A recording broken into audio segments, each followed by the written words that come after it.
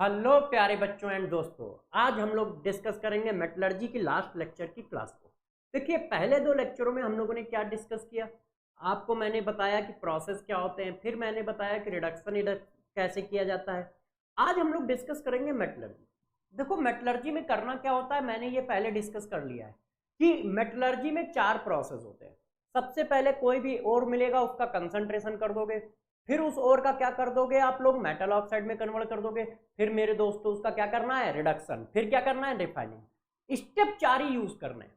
बस कभी कभी ऐसा हो सकता है कि दो बार कंसंट्रेशन करना पड़ जाए, कभी कभी ऐसा हो सकता है कि दो बार रिडक्शन करना पड़ जाए, कभी कभी ऐसा हो सकता है कि दो तीन बार रिफाइनिंग करनी पड़ जाए, मगर यही चार स्टेप यूज होंगे हर एक की मेटलर्जी में। कॉन्सेप्चुअली समझोगे तो बहुत इजीली इजी सब कुछ हो जाएगा, मगर यदि रटने पे आए तो टेंशन में फंस जाओगे। तो जरा गौर से देखिएगा कि कॉन्सेप्ट क्या है। तो चलो एक एक करके मेटलर्जी स्टार्ट करते हैं। देखो प्यारे बच्चों, किसकी किसकी मेटलर्जी है और कैसे कैसे करनी है। सबसे पहले देखो, metallurgy of iron. Metallurgy of iron को डिस्कस करते हैं। ठीक है, एक ये फ्लो चार्ट बना हुआ है, इस फ्लो चार्ट को मैंने डिफाइन कर रखा है जैसे आप आसानी से इस बात को समझ सको। तो देखो, मेटलर्जी ऑफ आयरन कैसे की जाती है इस बात को मैं समझाता हूं। सबसे पहले अपने को क्या चाहिए, एक ओर। तो देखो ये ओर है, आप कोई भी ओर इसमें से यूज कर सकते हो, कोई भी और यूज कर सकते हो। मतलब आप हेमेटाइड यूज कर सकते हो, मैग्नेटाइड यूज सकते हो, लिमोनाइट यूज कर सकते हो, सिडेराइट यूज कर सकते हो। इनमें से कोई भी और यूज किया जा सकता है। अब जरा देखो, और हमें मिल गया तो सबसे पहला काम क्या होगा, कंसंट्रेशन कराना। अब देखो, इसका कंसंट्रेशन हम कैसे कराते हैं, ये स्टेप नंबर वन है। ये हमारा स्टेप नंबर वन है, कंसंट्रेशन। अब हमने कंसंट्रेशन कैसे किया, ग्रेविटी सेपरेशन मेथड से किया। ग्रेविटी सेपरेशन मेथड से क्यों किया, क्योंकि मेरे दोस्त डेंसिटी ऑफ Fe और डेंसिटी ऑफ इम्प्योरिटी में बहुत बड़ा डिफरेंस है। डेंसिटी ऑफ इम्प्योरिटी में बहुत बड़ा डिफरेंस है। तो जहां पर डेंसिटी का डिफरेंस होगा वहां पर ग्रेविटेशनल सेपरेशन मेथड लगाएंगे। तो हम ग्रेविटेशनल सेपरेशन मेथड से रिमूव करते हैं। तो कैसे होगा, सबसे पहले तुमने क्या किया होगा, ओर को पीसा होगा और डाल दिया होगा। हमने कहा था कंसंट्रेशन क्या होता है, एक फिजिकल प्रोसेस होता है ना। तो क्या होगा, सिल्का निकल जाएगा, जो लेयर बनी होती है ना गंदगी की, वो सिल्का की लेयर होती है। सिल्का और सिल्केट रिमूव हो जाएंगे, सिल्का और सिल्केट रिमूव हो जाएंगे। अब हमारे पास आ गया कंसंट्रेटेड ओर। मतलब ओर वही है, बस आपने मिट्टी हटा दी है, ठीक है, सिल्का हटा दिया है, ये सब हटा दिया है। अब इसके बाद क्या किया जाए, तो पहला स्टेप के बाद दूसरा स्टेप क्या होता है, पहला स्टेप होता है कंसंट्रेशन, दूसरा स्टेप मेटल ऑक्साइड में कन्वर्जन। अब हम मेटल ऑक्साइड में कन्वर्जन करने जा रहे हैं। तो मेटल ऑक्साइड में कन्वर्जन करने के लिए मैंने यूज किया क्या, रोस्टिंग। तो बच्चों के दिमाग में आ रहा होगा कि सर आपने दूसरे स्टेप में रोस्टिंग क्यों यूज किया, मेटल ऑक्साइड में कन्वर्जन करने के लिए आपने रोस्टिंग क्यों यूज किया, ये तो पहले से ही मेटल ऑक्साइड में कन्वर्ट है। देखो, ये तो पहले से ही मेटल ऑक्साइड में कन्वर्ट है, फिर आपने रोस्टिंग क्यों यूज की। तो जरा देखो क्यों यूज की, इस बात को समझाता हूं। देखिए, रोस्टिंग क्यों यूज की, होता क्या है, इसमें बहुत सारे और भी इम्प्योरिटी होती है। जैसे ये हेमेटाइड ले लिया, तो हेमेटाइड के साथ और भी इम्प्योरिटी होती है। अब इस इम्प्योरिटी को हम लोग रिमूव करने के लिए क्या करते हैं, इसकी रोस्टिंग करा देते हैं। रोस्टिंग कराने से क्या होता है, हमने इसकी रोस्टिंग क्यों कराई, तो जरा गौर से समझना। जैसे इसमें फास्फोरस है, तो फास्फोरस ऑक्सीजन से रिएक्शन करके ऑक्साइड बना लेगा, स्किप कर जाएगा। कार्बन है, तो कार्बन की इम्प्योरिटी कार्बन डाइऑक्साइड बना लेगी, स्किप कर जाएगी। आर्सेनिक है, तो आर्सेनिक की इम्प्योरिटी क्या करेगी, इस तरह से ऑक्साइड बना लेगी, स्किप कर जाएगी। सिल्का है, तो सिल्का की कुछ इम्प्योरिटी इस तरह से ऑक्साइड बना लेगी, ये सॉलिड होता है तो स्किप नहीं करेगा, सॉरी।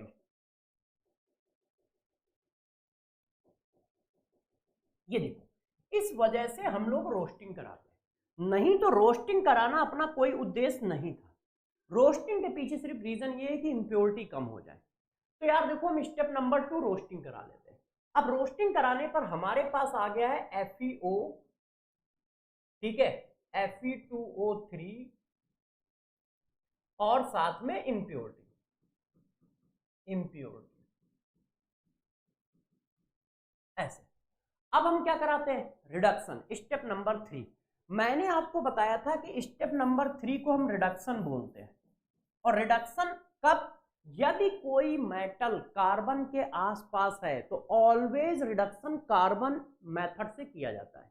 यदि कोई मेटल कार्बन के आसपास है तो उसका रिडक्शन कार्बन मेथड से किया जाएगा। और कार्बन रिडक्शन से मेथड करने को हम स्मेल्टिंग बोलते हैं। कार्बन रिडक्शन के मेथड करने को हम स्मेल्टिंग बोलते हैं। ये देखो, smelted in blast furnace and part of the ore, हम लोग इसकी स्मेल्टिंग कर रहे हैं। मतलब आप क्या कर रहे हो, रिडक्शन कर रहे हो।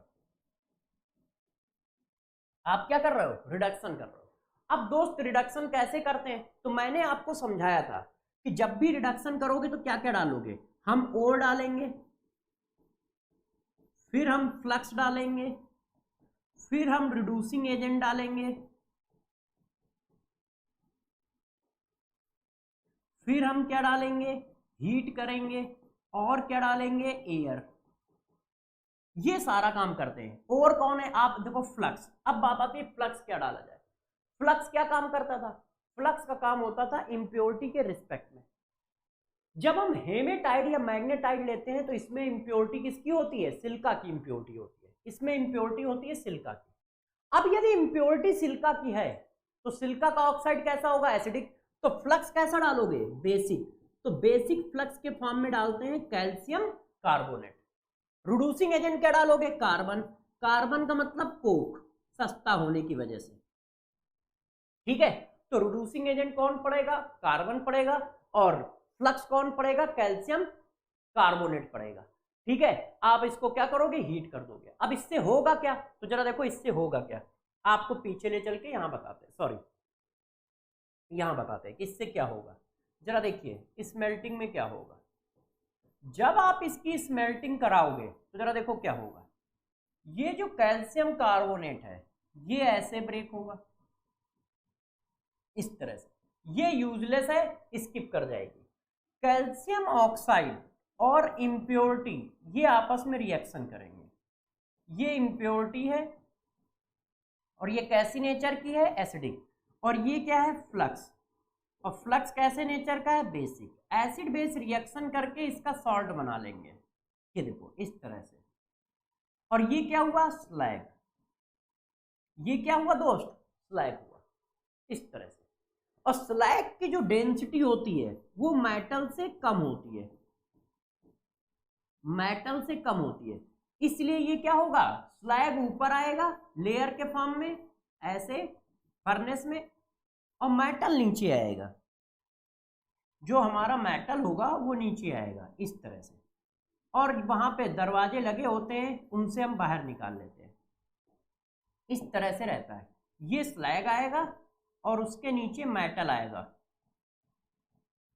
हम स्लैग को बाहर निकाल लेंगे। ये देखो कैसे, ये देखो मॉल्टन मेटल पिग आयरन फॉर्म। ये जो मॉल्टन मेटल पिग आयरन है इसमें बेटा आयरन जो होता है वो 93% होता है, कार्बन जो होता है वो लगभग 5% के आसपास होता है। आयरन कितना होता है, 93% होता है। दिख नहीं रहा है बच्चों को, तो मैं रेड पेन से लिख देता हूं। इसमें आयरन जो होता है वो 93% के आसपास होता है, और कार्बन जो होता है वो 5% के आसपास होता है, ऐसे। ये देखो ये जो मॉल्टन पिग आयरन मिला है अभी ये प्योर नहीं है, 93% है। देखो मेटलर्जी कैसे समझोगे, हमने क्या उठाया, हेमेटाइड उठाया। हमने हेमेटाइड उठाया तो मैंने इसका कंसंट्रेशन कर दिया ग्रेविटेशनल सेपरेशन मेथड से। तो दोस्त ग्रेविटेशनल सेपरेशन मेथड से क्यों किया, क्योंकि मेटल और इंप्योरिटी की डेंसिटी में डिफरेंस था। फिर इसके बाद हम दूसरा काम करते हैं मेटल ऑक्साइड में कन्वर्जन। ये पहले से ही मेटल ऑक्साइड में कन्वर्टेड था, चाहे तो हम स्टेप नंबर 2 स्किप कर सकते थे, मगर हमने क्या किया, रोस्टिंग करा दी। क्यों करा दी, कि जो इंप्योरिटी है वो वोलेटाइल ऑक्साइड में कन्वर्ट हो जाए और स्किप कर जाए। तो जो इंप्योरिटी होती थी, carbon dioxide, sulphur dioxide, arsenic के ऑक्साइड, ये सब वोलेटाइल गैस बनाते हैं, वोलेटाइल ऑक्साइड बनाते हैं, स्किप कर जाते हैं। तो रोस्टिंग एक कंपल्सन प्रोसेस नहीं था, मगर कर दिया जैसे इंप्योरिटी कम हो जाए। फिर स्टेप नंबर 3 में आ गया रिडक्शन। अब जो आयरन की लाइन होती है वो कार्बन की लाइन के आसपास होती है, इसलिए हम लोग रिडक्शन प्रीफर करते हैं किससे, कार्बन रिडक्शन मेथड से। कार्बन रिडक्शन मेथड से रिडक्शन करने को स्मेल्टिंग बोला जाता है। स्मेल्टिंग में क्या करते हो, ओर लेते हो, फ्लक्स मिलाते हो। फ्लक्स हमने कैल्शियम कार्बोनेट क्यों मिलाया, क्योंकि इम्प्योरिटी किसकी थी, सिलिका की थी, वो एसिडिक ऑक्साइड है। रिड्यूसिंग एजेंट लेते हैं, रिड्यूसिंग एजेंट के फॉर्म में क्या मिलाते हैं, कार्बन, ठीक है, पकड़ के हीट कर देते हैं। जैसे ही हीट करोगे तो फ्लक्स जो है वो स्लैग बना लेगा। स्लैग कौन है, स्लैग यहां फॉर्म होता है CaSiO3 कैल्शियम सिलिकेट का। अब मोल्टन मेटल फॉर्म होता है जिसको पिग आयरन कहते हैं। इसमें Fe जो होता है 93% होता है, कार्बन 5% होता है। फिर हम क्या कराते हैं, अब देखो रिफाइनिंग बचा, तो रिफाइनिंग देखो जरा, hot air blast including process of bessemerisation is carried out. अब इसका हम बेसेमराइजेशन करा रहे हैं, मतलब क्या है, बेसेमराइजेशन हम लोग करा रहे हैं। बेसेमराइजेशन क्या होता है, एक तरह का रिडक्शन है, ये भी रिडक्शन है, ये भी रिडक्शन है। ये स्टेप नंबर 3 है, स्टेप नंबर 3 डैश हो गया, ये फिर से रिडक्शन है। क्यों, क्योंकि आयरन अभी 93% है, तो आयरन की परसेंटेज बढ़ाते हैं। तो इसमें क्या करते हैं, hot iron blast including process and bessemerisation is carried out. तो बेसेमराइजेशन में हम क्या करते हैं, जो हमारे पास आयरन आया है इसमें थोड़ा और कार्बन मिला देते हैं और थोड़ा और स्लैग मिला देते हैं। और बेसेमर इस तरह की भट्टी होती है, जैसे आप लोगों ने देखा होगा ना, घर बनते हैं तो एक मशीन आती है मसाला बनाने की, बिल्कुल उसी तरह से होती है। तो उससे क्या होता है, उससे हमारा बहुत सारा कार्बन प्योर हो जाता है और हमारे पास आ जाता है रफ आयरन। रफ आयरन से पहले, ठीक है, देखो जरा, ये आ गया रफ आयरन।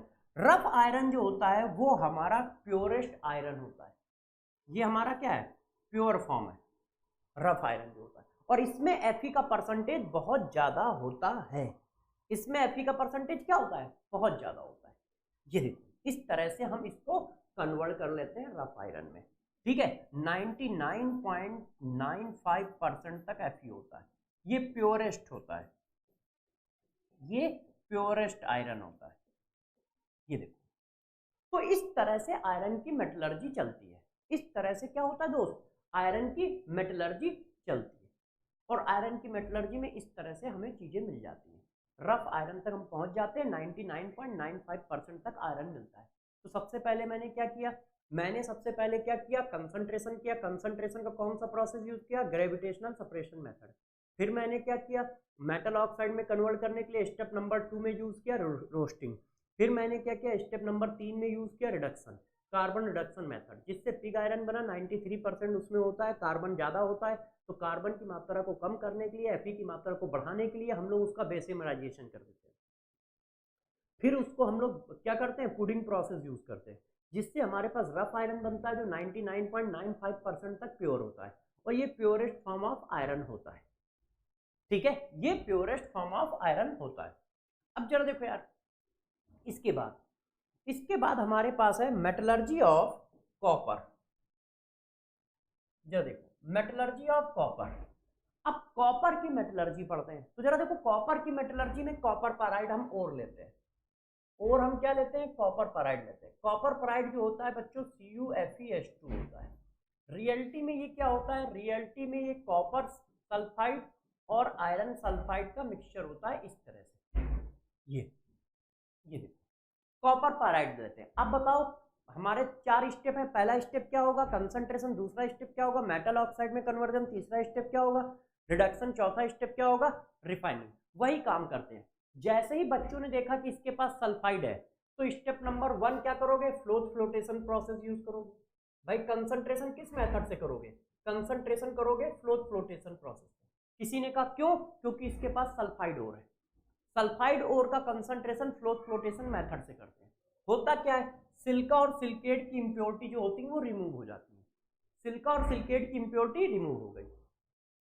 अब हमारे पास आ गया कंसंट्रेटेड ओर। अब जरा बताओ, क्या इसके पास ऑक्साइड है। दूसरा स्टेप क्या होता है, ऑक्साइड फॉर्मेशन।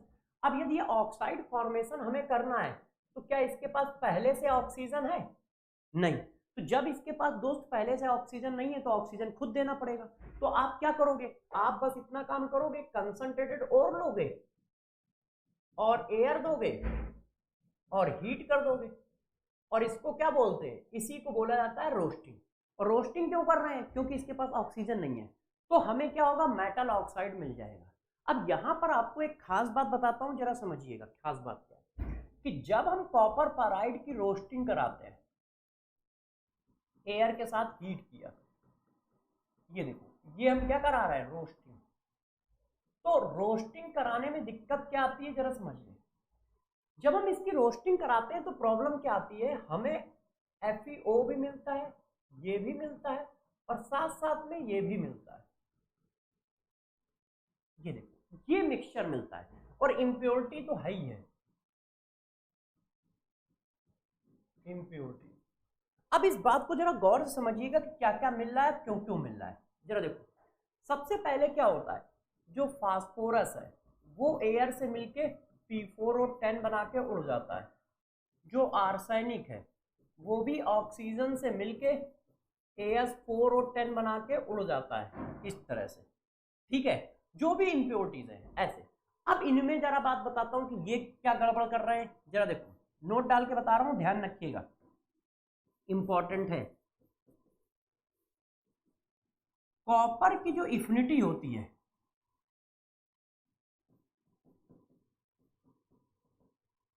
वो सल्फर के साथ बहुत ज्यादा होती है in compare to oxygen. Copper की एफिनिटी सल्फर के साथ इन कंपेयर टू ऑक्सीजन बहुत ज्यादा होती है। इस वजह से सारा का सारा कॉपर जो है वो ऑक्साइड में कन्वर्ट नहीं हो पाता है, कुछ सल्फाइड भी आता है, कुछ सल्फाइड भी आता है। इस वजह से हमारे पास ऑक्साइड कम आता है, सल्फाइड ज्यादा आता है। क्यों? क्योंकि इसकी एफिनिटी सल्फर के साथ ज्यादा होती है। और जो आयरन होता है, आयरन की जो एफिनिटी होती है वो बच्चों ऑक्सीजन के साथ ज्यादा होती है। इस वजह से आयरन के केस में मेजर ऑक्साइड होता है। मिक्सचर मिलता है मगर कॉपर का सल्फाइड ज्यादा होगा और आयरन का ऑक्साइड ज्यादा होगा। और रीजन क्या होता है ये कि कॉपर की एफिनिटी ऑक्सीजन सल्फर के साथ अनयूजुअली बहुत ज्यादा होती है। इस वजह से वो सल्फाइड बना के रहना पसंद करता है। और ऑक्सीजन की Fe के साथ होती है। हमारे पास ये चीज मिलती है किसमें, रोस्टिंग करने के बाद। अब रोस्टिंग करने के बाद हम क्या करेंगे, रिडक्शन। अब रिडक्शन किससे करेंगे, तो सबको पता है कि हम रिडक्शन किससे करते हैं। यदि वो एटम मॉलिक्यूल कार्बन के आसपास है तो हम रिडक्शन किससे करेंगे, कार्बन रिडक्शन मेथड से। और कॉपर कार्बन के आसपास होता है तो हम इसका रिडक्शन कार्बन मेथड से करते हैं। क्या क्या ले लेते हैं, ओर लेते हैं, फ्लक्स लेते हैं, रिड्यूसिंग एजेंट लेते हैं, एयर लेते हैं, हीट करते हैं, ब्लास्ट फर्नेस में हीट कर देते हैं। अब रिड्यूसिंग एजेंट के फॉर्म में क्या लोगे, कोक लोगे। अब फ्लक्स के फॉर्म में क्या लोगे। तो दोस्त बताओ हमारे पास इंप्योरिटी किसकी है, कॉपर की मेटलर्जी चल रही है और साफ साफ आपको आयरन दिख रहा है। तो आयरन के ऑक्साइड की इंप्योरिटी हुई ना, और आयरन का ऑक्साइड कैसा होगा, बेसिक। तो हमें फ्लक्स कैसा लेना होगा, एसिडिक। एसिडिक फ्लक्स लेते हैं, इसी वजह से हम सिलिका का यूज करते हैं। हम फ्लक्स के फॉर्म में सिलिका का यूज क्यों कर रहे हैं, क्योंकि हमारे पास इंप्योरिटी किसकी है, इंप्योरिटी जो है हमारे पास इसकी है, ये इंप्योरिटी है। और ये कैसी इंप्योरिटी होगी, आप भी जानते हो हम भी जानते हैं कि ये इंप्योरिटी बेसिक है। तो अब क्या होगा, जो रिडक्शन हो रहा होगा उसमें क्या होगा, मतलब स्टेप नंबर 3। तो मेरे दोस्त स्टेप नंबर 3 में क्या होगा, जो हमारे पास सिलिका है वो FeO से रिएक्शन करके FeSiO3 बना देगा। क्यों, ये बेस है, ये एसिड है, और ये क्या है, ये बना स्लैग। तो कॉपर की मेटलर्जी का स्लैग जो होता है आयरन सिलिकेट होता है, फेरस सिलिकेट ऐसे। और जो हमारे पास कॉपर आया उसको मैट कहते हैं, MATTE ये। और ये बहुत ज्यादा प्योर नहीं होता है, ये बहुत ज्यादा प्योर नहीं होता है, तो हम रिडक्शन 2 बार कराते हैं। ये स्टेप नंबर 3 फिर से है, डैश रिडक्शन, ये देखो। और ये रिडक्शन बच्चों इंपॉर्टेंट रिडक्शन है, इसको बोलते हैं auto reduction. Auto reduction, auto reduction क्या होता है आपको समझाता हूं। देखो कुछ मेटल होते हैं, कुछ मेटल होते हैं जो अपने सल्फाइड को ऑक्सीडाइज कर देते हैं। मेटल ऑक्साइड मेटल सल्फाइड को ऑक्सीडाइज करते हैं। अभी मैंने बताया कि कॉपर की एफिनिटी सल्फाइड के साथ ज्यादा होती है, तो यहां पर क्या होता है, कॉपर का ऑक्साइड भी मिलता है और साथ साथ में कुछ कॉपर का सल्फाइड भी मिलता है। तो कॉपर ऑक्साइड कॉपर सल्फाइड को रिड्यूस कर देता है, इसीलिए ऑटो रिडक्शन बोला जाता है। कॉपर ऑक्साइड क्या कर रहा है, कॉपर सल्फाइड को रिड्यूस कर रहा है। जो इसके पास सल्फाइड था वो बेसेमराइजेशन, सेल्फ रिडक्शन भी इसी को बोलते हैं, ऑटो रिडक्शन भी इसी को बोलते हैं। और करना क्या होता है, डिट्टो उसी तरह से करते हैं। हम थोड़ा सा इसमें क्या करते हैं, स्लैग मिला देते हैं और एयर देके इसको हीट कर देते हैं बेसेमराइजेशन में। बेसेमराइजेशन इस तरह से घूमती हुई भट्टी होती है, फर्नेस होती है। तो उसमें क्या होता है, कॉपर का ऑक्साइड कॉपर के सल्फाइड को रिड्यूस कर देता है, तो इसी को बोला जाता है सेल्फ रिडक्शन। ऐसा रिडक्शन 3 मेटल करते हैं, कॉपर करता है, लेड करता है, कभी कभी इसके एग्जाम्पल पूछ लिए जाते हैं, लेड भी कर देता है ऑटो रिडक्शन, और मरकरी करता है। तो यदि कभी ये पूछा जाए तो ध्यान रखना ये 3 हैं जो ऑटो रिडक्शन करते हैं, ऑटो रिडक्शन करते हैं। ये सब 3 ऑटो रिडक्शन के एग्जाम्पल है। जब ऑटो रिडक्शन हो जाएगा तो हमारे पास ब्लास्ट कॉपर आ जाएगा। 98% प्योर होता है ब्लास्ट कॉपर। अब ये ब्लास्टर कॉपर क्या होता है, इसको थोड़ा समझाता हूं। होता क्या है, एक मिनट प्यारे बच्चों बताता हूं। देखिए क्या होता है,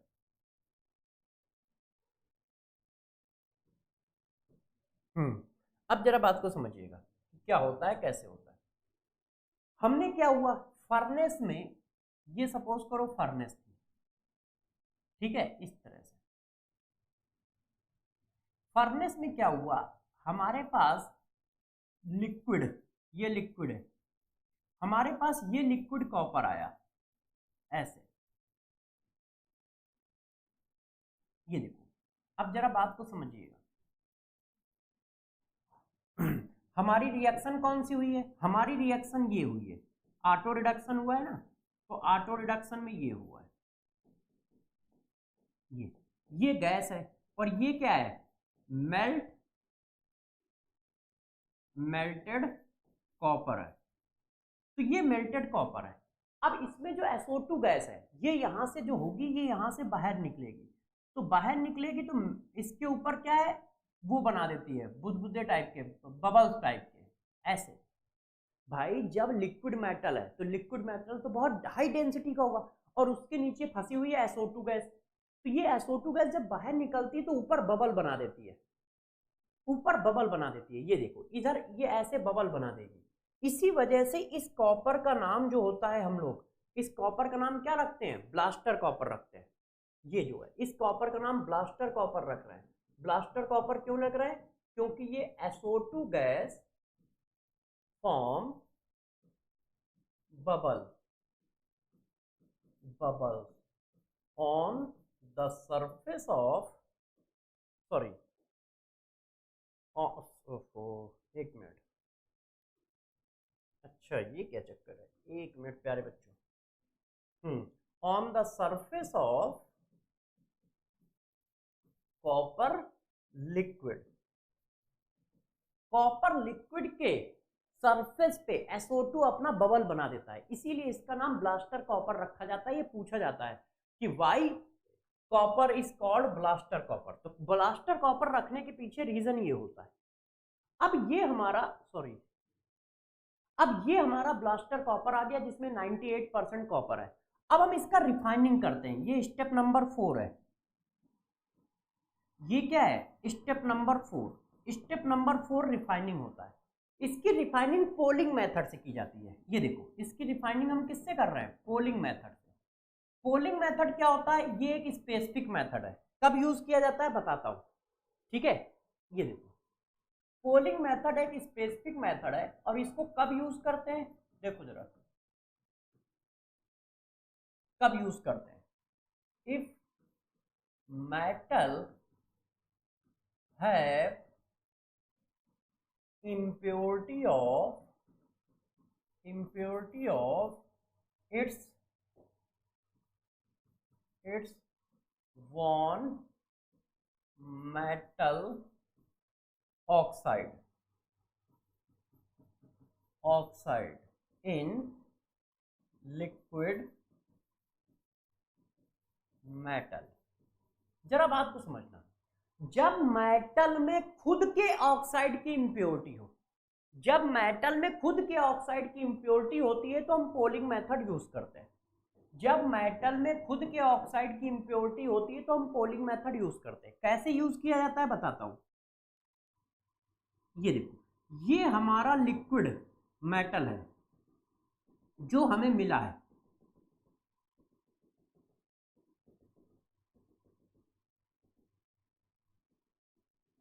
ये हमारा क्या है, ब्लास्टर कॉपर है जो हमें मिला है, और ये 98% प्योर है।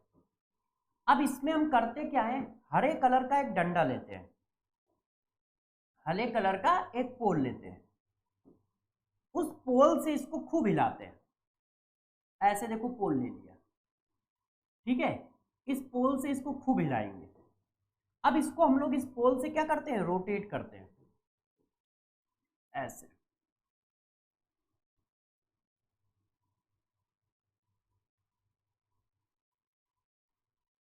ये देखो, अब ये मैंने एक डिजाइन बना दी है।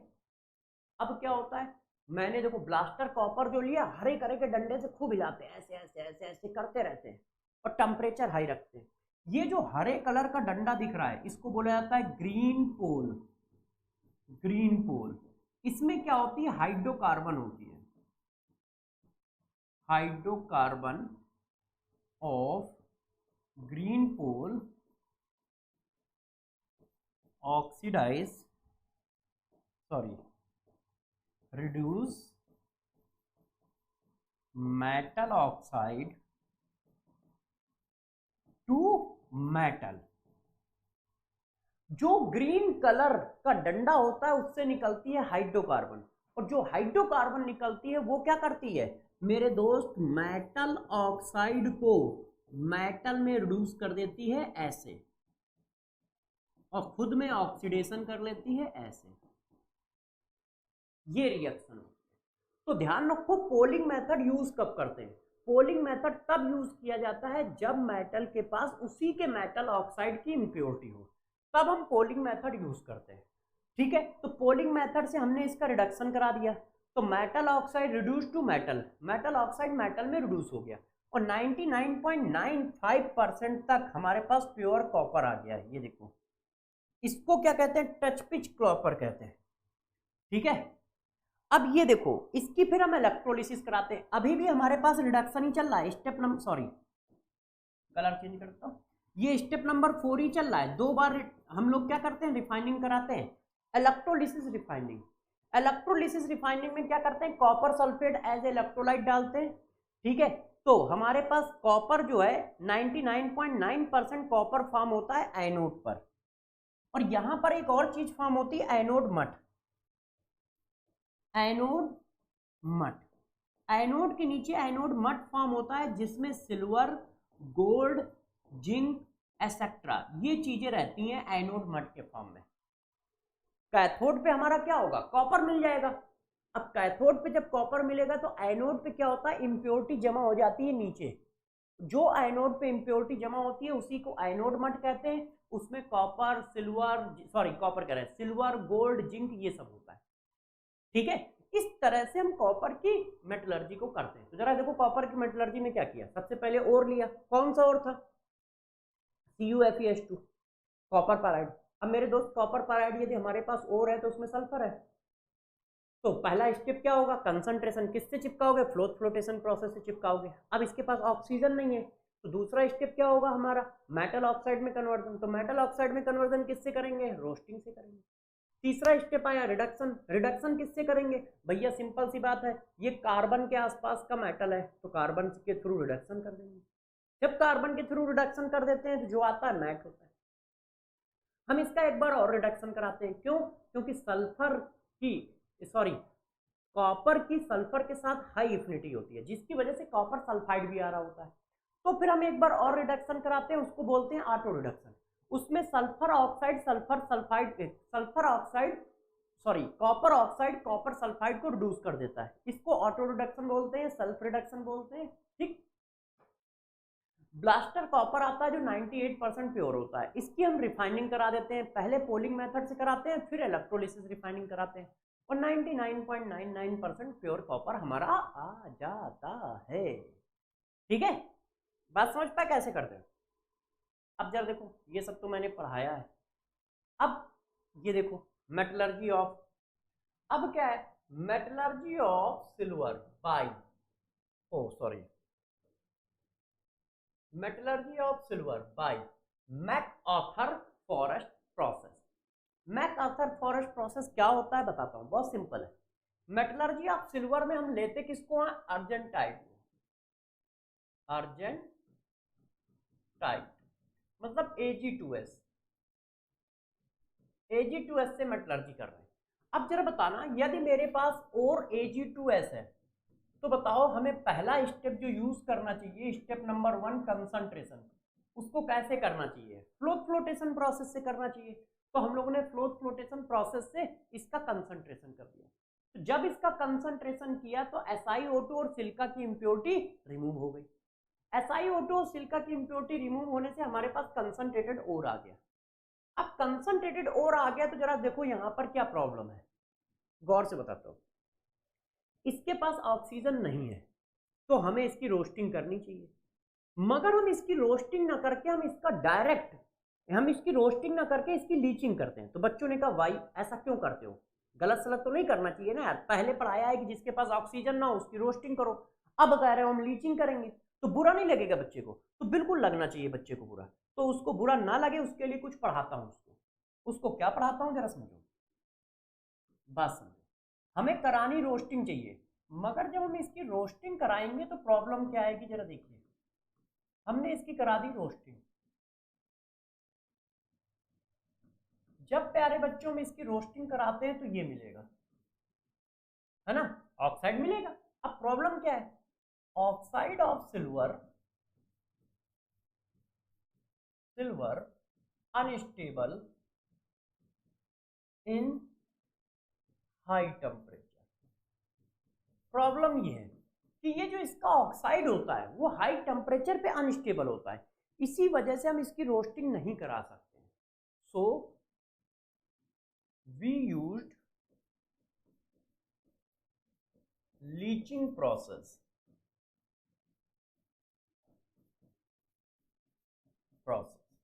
इसी वजह से हम लीचिंग प्रोसेस यूज करते हैं, समझ गए।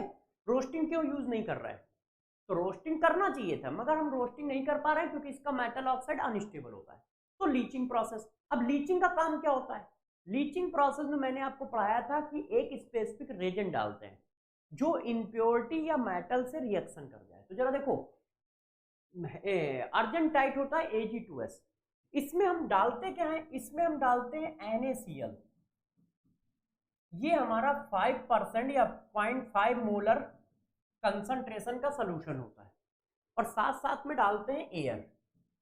अब किसी बच्चे ने कहा सर यार आप ये क्यों डालते हो, तो गौर से समझिएगा क्यों डालते हैं।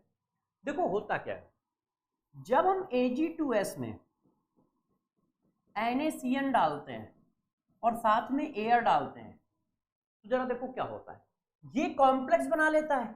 ऐसे कॉम्प्लेक्स कैसे बनाता है सिल्वर, इस तरह का कॉम्प्लेक्स बनाता है, AgCN का होल ट्वाइस Na, ऐसा, और साथ में बनाता है Na2S। ये रिएक्शन हमारी बन के आती है इस तरह। अब ये जो रिएक्शन बन के आई इसमें खास बात क्या है, हमने एयर क्यों डाली है, ये जो रिएक्शन होती है ये इक्विलिब्रियम में होती है, तो जो Ag2S होता है ये एयर से रिएक्शन करके ये बना देता है Ag2SO4, जिससे क्या होता है इक्विलिब्रियम फॉरवर्ड डायरेक्शन में शिफ्टेड रहता है। In presence of air equilibrium shifted forward direction. यदि हम एयर नहीं डालेंगे तो ये आधी अधूरी रिएक्शन होगी, इक्विलिब्रियम में आ जाएगी।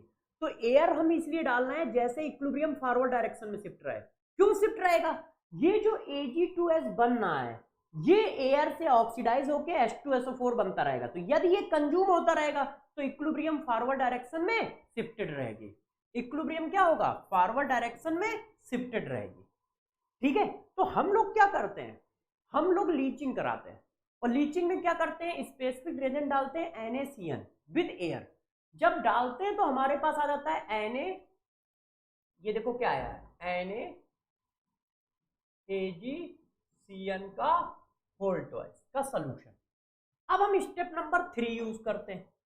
स्टेप नंबर 3 आप सबको पता है रिडक्शन होता है। स्टेप नंबर 3 क्या है? रिडक्शन। और ये स्टेप नंबर 2 है। अब रिडक्शन में क्या यूज करते हैं? देखो सिल्वर बहुत नीचे का एलिमेंट है, सिल्वर बहुत नीचे इलेक्ट्रोकेमिकल सीरीज में बहुत नीचे का है, तो कार्बन से बहुत दूर होता है, और कार्बन से बहुत दूर होता है तो कार्बन रिडक्शन मेथड यूज नहीं कर सकते हो। मगर जब बहुत नीचे का एलिमेंट है तो सभी को पता चल गया कि Hg जो है, Ag जो है वीक मेटल है, और वीक मेटल है तो हम स्ट्रॉन्ग मेटल डाल के इसको डिस्प्लेस करा सकते हैं। इसलिए हम रिडक्शन यूज करते हैं Zn पाउडर डालकर। हम क्या करते हैं, Zn डाल देते हैं। Zn स्ट्रॉन्ग मेटल है तो वो क्या करता है, सिल्वर को रिड्यूस कर देता है, सिल्वर हटा के अपना आ जाता है और बना देता है क्या, Na2ZnSN4। इस तरह से देखो कैसे बना देता है वो मैं बता देता हूं, इधर ध्यान दीजिए।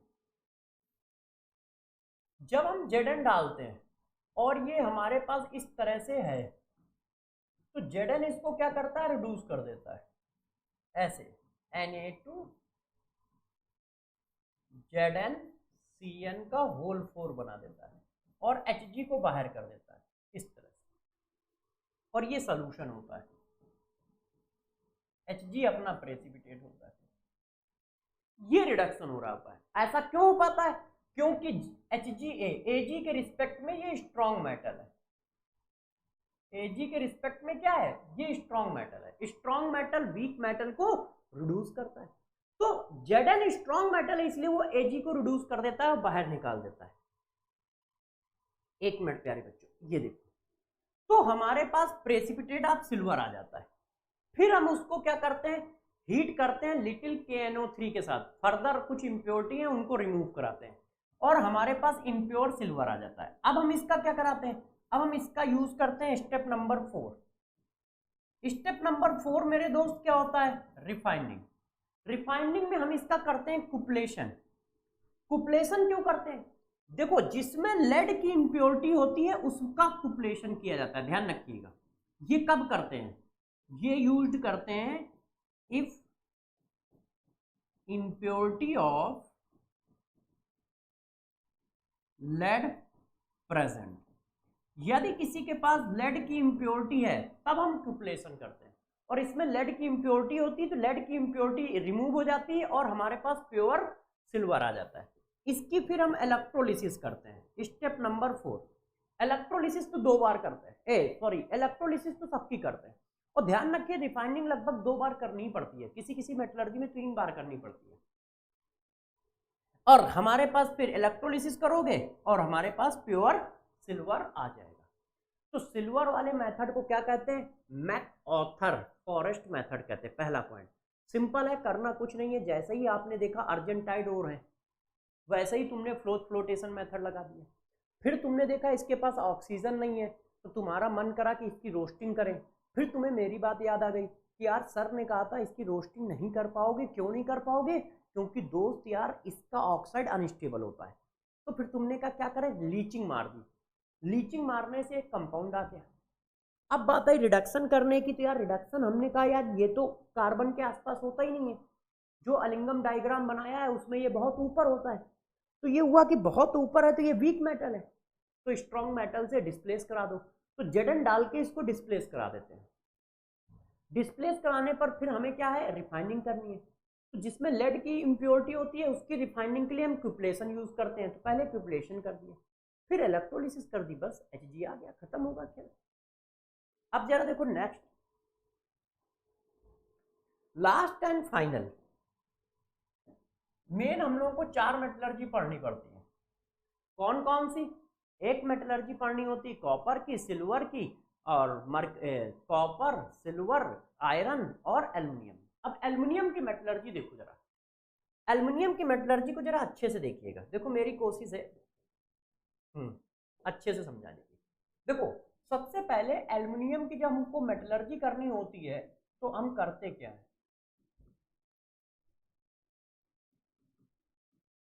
सबसे पहले हम ओर देखते हैं, और ओर का क्या देखते हैं, कलर। सबसे पहले हम ओर का कलर देखते हैं।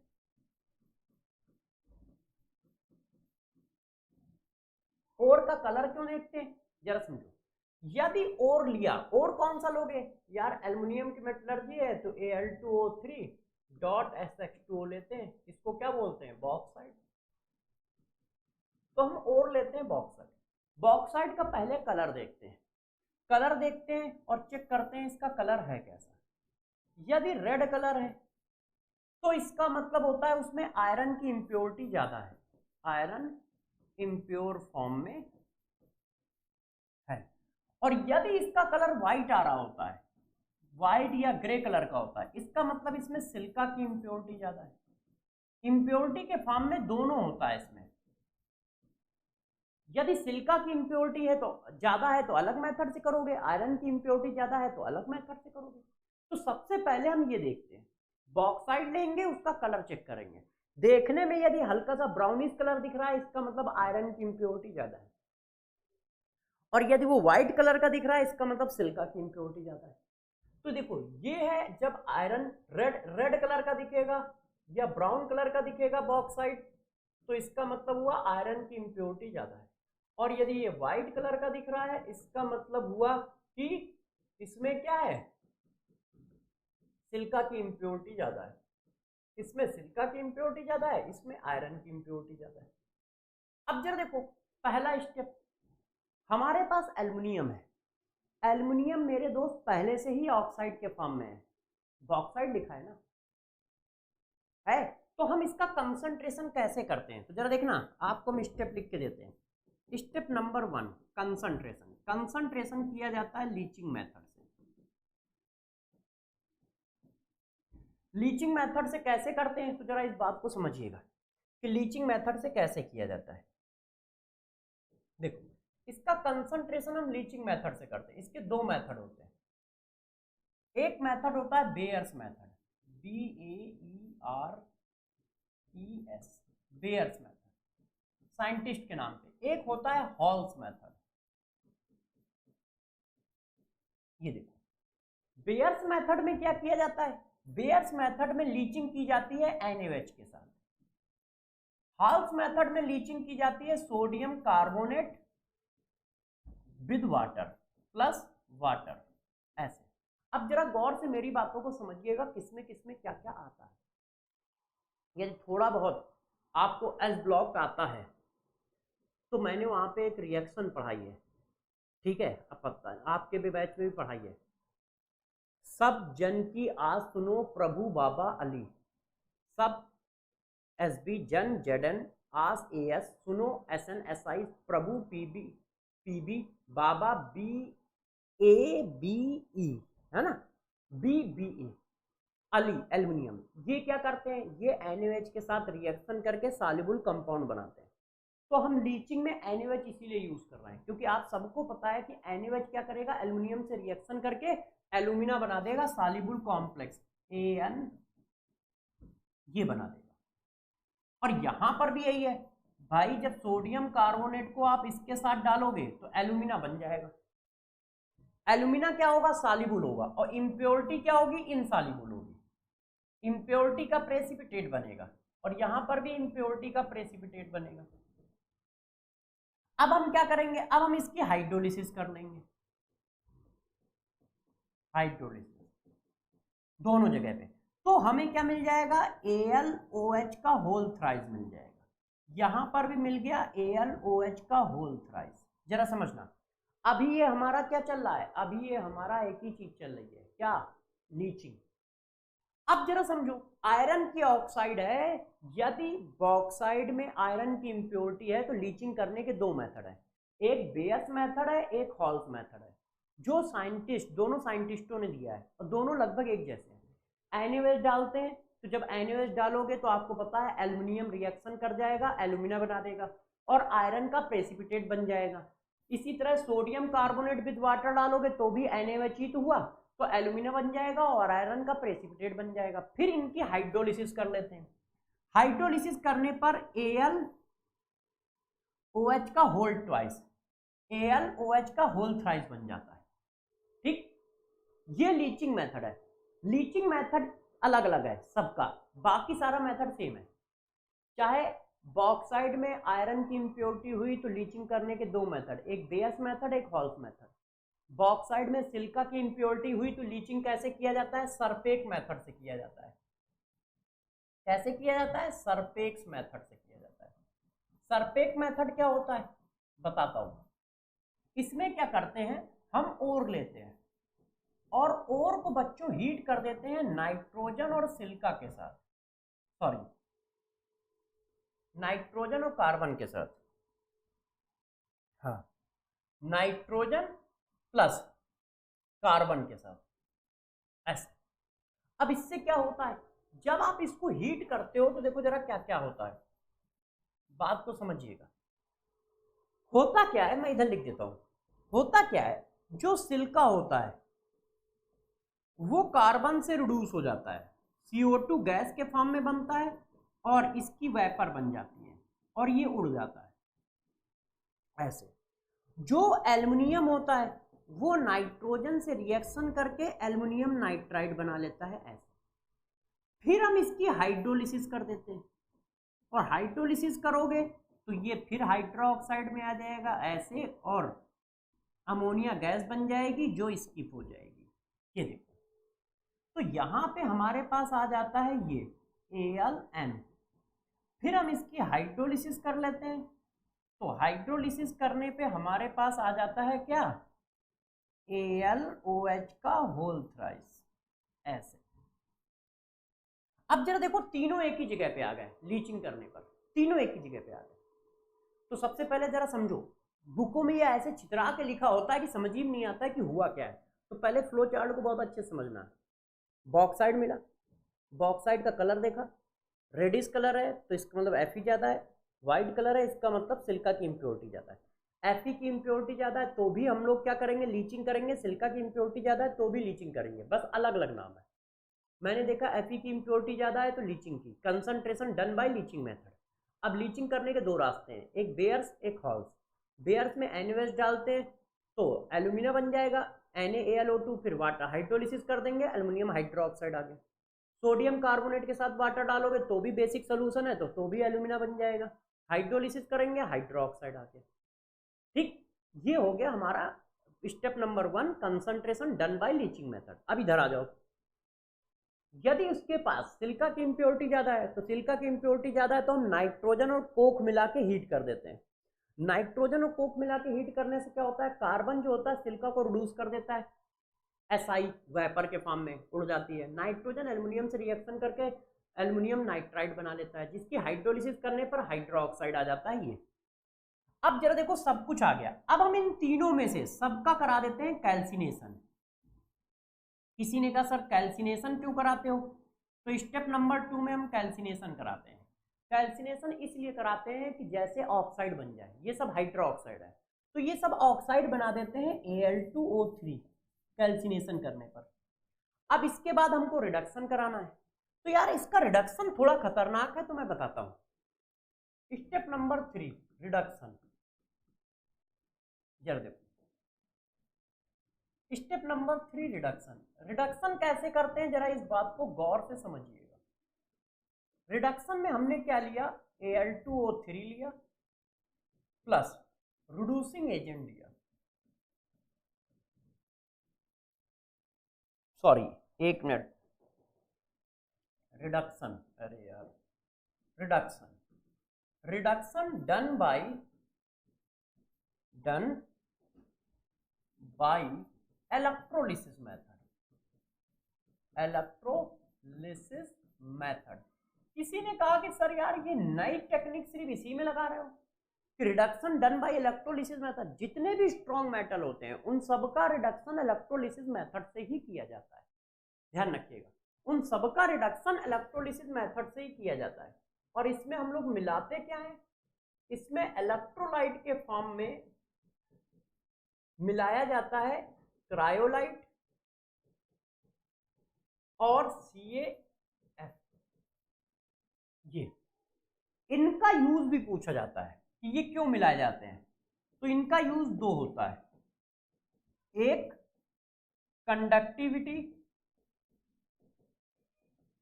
ऑफ इलेक्ट्रोलाइट इंक्रीज करते हैं,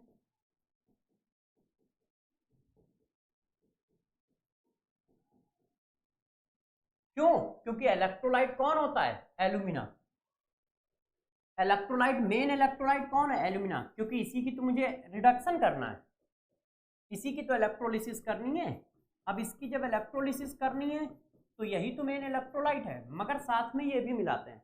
ये क्यों मिलाते हैं, ये सॉल्यूशन की कंडक्टिविटी बढ़ाता है क्योंकि ये कोवेलेंट है, और साथ साथ में दूसरा काम क्या करता है,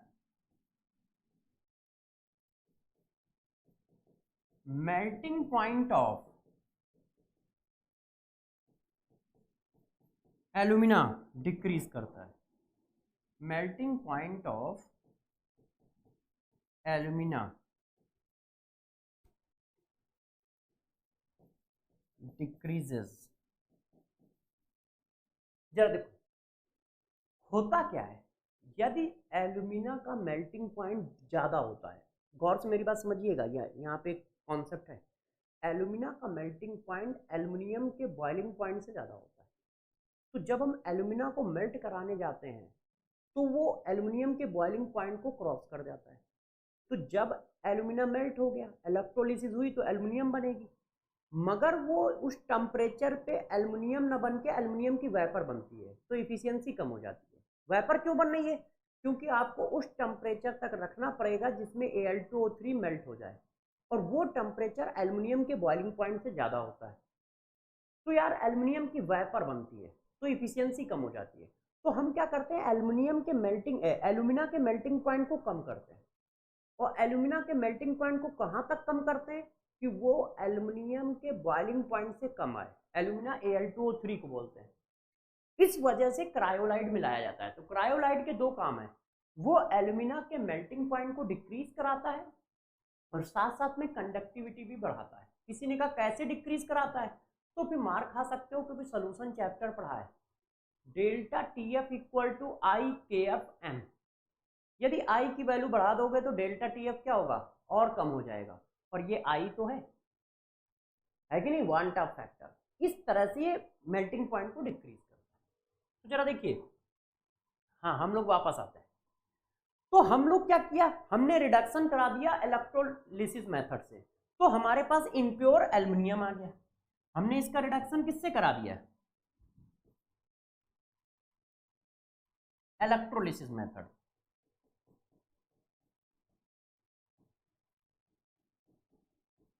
इलेक्ट्रोलिसिस मेथड से हम लोगों ने क्या किया है, रिडक्शन किया है। अब इससे हमारे पास एल्युमिनियम आ जाता है इम्प्योर। अब इसको हम क्या करते हैं, रिफाइनिंग कर देते हैं, स्टेप नंबर 4। रिफाइनिंग भी किससे कर देते हैं, इलेक्ट्रोलिसिस मेथड से, और हमारे पास प्योर एल्युमिनियम आ जाता है। ये देखो ऐसे, ये है एल्युमिनियम की मेटलर्जी। और मेरे दोस्त एल्युमिनियम की मेटलर्जी ध्यान रखना इंपॉर्टेंट रहती है। तो चारों की चारों मेटलर्जी मैंने आपको पढ़ा दी। अब जरा देखो यार, अब आपको क्या पढ़ाने जा रहा हूं, ओर के नाम। देखो आप सभी बच्चों को पता है कि यार ओर के नाम भी पूछे जाते हैं, कौन किसका ओर है, और ये याद रखना बहुत ज्यादा डिफिकल्ट हो जाता है बच्चों के लिए। Name of ore, last and final, है कि नहीं। एक क्वेश्चन पूछा जाता है ये किसका ओर है, ये किसका ओर है, उसको याद रखना पड़ता है। अब दो रास्ते हैं, या तो हम रट्टा मारे, रट्टा मारना थोड़ा टफ काम होता है, तो बच्चों के लिए मैंने कुछ निमोनिक्स बनाए हैं जिससे वो आसानी से ओर को याद कर सकते हैं। तो जरा देखो, ओर ऑफ सिल्वर, तो ओर ऑफ सिल्वर का निमोनिक्स क्या है, अर्जेंट रूबी हार्न बजाओ।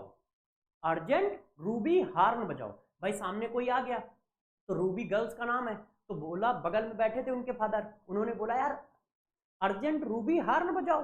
तो अर्जेंट रूबी हार्न बजाओ, अर्जेंट मतलब अर्जेंटाइट, अर्जेंटाइट मतलब Ag2S, रूबी मतलब रूबी सिल्वर, Ag2S और Sb2S3 मतलब सिल्वर का सल्फाइड और एंटीमनी का सल्फाइड। हॉर्न मतलब हॉर्न सिल्वर, AgCl, बस 3 होते हैं सिल्वर के 3 और। अर्जेंट रूबी हार्न बजाओ, urgent argentite, Ruby Ruby silver, horn horn silver. Argentite Ag2S, horn silver AgCl और रूबी, ठीक है, रूबी सिल्वर क्या होता है Ag2S डॉट Sb2S3। फिर Zn, और आप Zn, कैलामाइन ऊली जिंक ब्लैंकेट लो। कैलामाइन किसी का नाम है, ऊली मतलब गरम वाला, ऊल वाला, जिंक ब्लैंकेट लो, कैलामाइन ऊली जिंक ब्लैंकेट लो। कैलामाइन, कैलामाइन इसको बोलते हैं, इसका नाम ही कैलामाइन होता है, जिंक कार्बोनेट का। ऊली क्या होता है ये थोड़ा सा मैं पढ़ा देता हूँ। होता क्या है कि जब आप जिंक को एयर के साथ हीट करते हो तो मेरे दोस्त क्या होता है, एक वूली मटेरियल मिलता है, वूली मटेरियल जो होता है वो फॉर्म होता है, वूली मटेरियल फॉर्म होता है, और वो वूली मटेरियल जो होता है वो ZnO होता है, ये पूछा जाता है। तो ये देखो यार, वूली मटेरियल कौन है, ZnO, जिंक ऑक्साइड, और जिंक ब्लैंकेट मतलब जिंक ब्लेंड। जिंक ब्लेंड क्या होता है, ZnS, आपने सॉलिड स्टेट में पढ़ा होगा। तो कैलामाइन वूली जिंक ब्लैंकेट लो, कैलामाइन वूली जिंक ब्लैंकेट लो। कैलामाइन का मतलब हुआ कैलामाइन, ZnCO3, वूली का मतलब ZnO, और जिंक ब्लैंकेट का मतलब zinc blende, zinc blende ZnS, ठीक है। अब और ऑफ Fe, और ऑफ Fe क्या है, हेमा मांगे प्यारी लिमोसिन की राइड। लिमोसिन तो जानते ही होगे, लंबी वाली गाड़ी जो होती है, बहुत लंबी गाड़ी होती है ना, हम तो सिर्फ दूर से ही देख सकते हैं और अपने किस्मत में कहा। तो हेमा मांगे प्यारी लिमोसिन की राइड। हेमा मतलब हेमेटाइट Fe2O3, मांगे मतलब मैग्नेटाइट Fe3O4, प्यारी मतलब आयरन पैराइड Fe2S, और लिमोसिन, लिमोसिन का मतलब लिमोनाइट, लिमोनाइट होता है 2Fe3.3H2O की राइड, राइड का मतलब होता है सिडेराइड, सिडेराइड होता है FeCO3। तो हेमा मांगे प्यारी लिमोसिन की राइड, हेमा हेमेटाइट, मांगे मैग्नेटाइट, ठीक है, प्यारी आयरन पैराइड, और लिमोसिन मतलब लिमोनाइट, राइड मतलब सिडेराइड। और आप Mg, अबे एप्सम डोलू मांगे कार। अबे, अबे तो जानते ही हो कितना अच्छा वर्ड है, एप्सम किसी का नाम है, अबे एप्सम डोलू, डोलू भी किसी का सरनेम है, मतलब कोई ऐसा ही निकनेम है। अबे एप्सम डोलू मांगे कार, अबे मतलब एब्बेस्टस, एब्बेस्टस क्या होता है, कैल्शियम और मैग्नीशियम के सिलिकेट होते हैं। अबे एप्सम, एप्सम साल्ट FeMgSO4.7H2O, डोलू डोलोमाइट, मांगे मैग्नेसाइट, मैग्नेसाइट MgCO3 होती है, मैग्नीशिया MgO होता है, मैग्नीशिया MgO होता है, मैग्नेसाइट MgCO3 होता है, कार कार्नेलाइट KCl.MgCl2.6H2O। तो अबे इप्सम डोलू मांगे कार, अबे इप्सम डोलू मांगे कार, ठीक है। निमोनिक्स में थोड़ा सा आपको थोड़ा सा मेहनत करनी पड़ेगी, इतनी जल्दी नहीं सेट होंगे क्योंकि थोड़े से टफ भी हैं, तो इतनी जल्दी नहीं सेट होंगे, मगर 2-4 बार लिखोगे तो हमेशा याद रहेंगे। कोई बच्चा कह रहा होगा सर ऐसे ही याद कर लेंगे, ऐसे याद रखोगे पक्की बात है, मगर 10-15 दिन में भूल जाओगे। मगर ऐसे क्या है, तुम्हें 7-8 महीने याद रहेंगे कि अबे एब्बेस्टस डोलू डोलोमाइट, मांगे मैग्नेसाइट, कार कार्नेलाइट, फार्मूला। जब एक बार नाम याद हो जाएंगे कौन किसका और है तो फार्मूला भी याद हो जाएगा।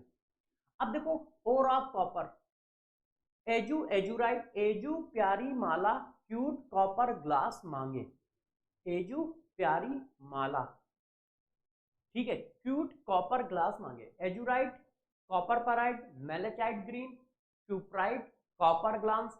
एजूराइट क्या होता है, CuCO3.CuOH का होल्ट है, कॉपर पैराइट तो अभी पढ़ाया है CuFeS2, मेलेचाइट ग्रीन CuCO3.CuOH का होल्ट वाइज। इन दोनों में डिफरेंस याद रखना, यहाँ पे 2 होता है वहां पे 2 नहीं होता है, कॉपर ग्लास Cu2S होता है। और आप एल्युमिनियम, बॉक्सर आलू फील करो क्रायोलाइट को, बॉक्सर बॉक्साइड, आलू alunite, feel feldspar, corundum, corundum Al2O3 होता है। क्रायोलाइट अभी पीछे पढ़ा के आया हूँ, Na3AlF6। अब जब देखो यार प्यारे बच्चों, ये आपको और भी बता दिए कि और कैसे याद रखोगे, और वाले पार्ट की प्रैक्टिस करनी पड़ेगी, मगर ध्यान रखिएगा मेरे दोस्तों, क्वेश्चन आता है, क्वेश्चन 3 जगह से ही उठता है मेटलर्जी का, या तो और पूछा जाता है या जर्नल प्रोसेस पूछा जाता है। जर्नल प्रोसेस में अलिंगम डायग्राम, रिडक्शन, अलिंगम डायग्राम पूछेगा, रिडक्शन पूछेगा, या फिर कैल्सिनेशन, ये सब पूछता है, या फिर मेटलर्जी से क्वेश्चन आता है। 3 जगह है, और या तो मेटलर्जिकल प्रोसेस जो अभी आज पढ़ाया है, या फिर जर्नल प्रोसेस। अब तीनों में से किसी को भी मिस नहीं कर सकते हो, तो इसलिए इसकी थोड़ी सी जरा प्रैक्टिस कर लीजिएगा, जैसे सारे आपको और याद हो जाए, इन्हीं में से कुछ आपसे पूछ दिया जाएगा। ठीक है, तो सभी बच्चों से रिक्वेस्ट है कि इसको अच्छे से कर लें। तो चलो देखो, मेटलर्जी हम लोगों ने खत्म कर लिया है, आप अच्छे से आराम करिए, नेक्स्ट क्लास में हम लोग कुछ नया चैप्टर लेके आएंगे। तब तक के लिए आप लोग क्या रहें, मस्त रहें और घर के अंदर रहें। All the best.